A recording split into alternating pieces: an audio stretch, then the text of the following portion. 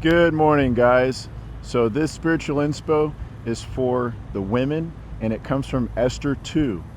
And in this chapter, it explains that humility and low maintenance can actually take you further in life than being prideful and high maintenance.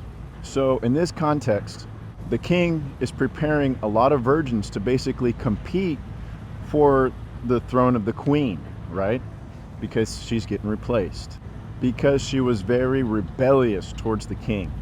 And so basically, he prepared these women for a whole year, getting them pampered and prepped and smelling good, and like 6 months of oil treatment, 6 months of smelling good treatments, whatever that consisted of, to get them ready to meet the king, to be at their best, right?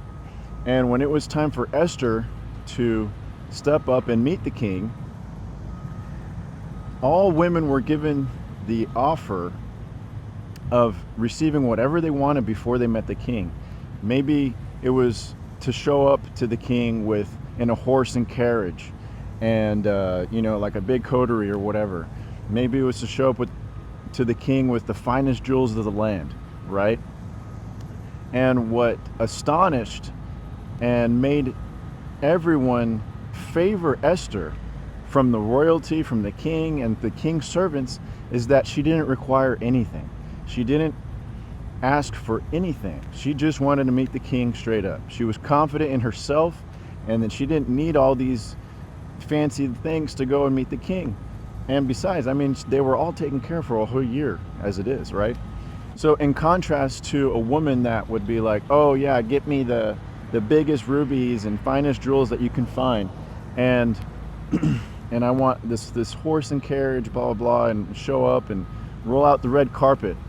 And you know what that shows? That shows pride, and it shows that this woman is going to be high maintenance and she's never going to be satisfied.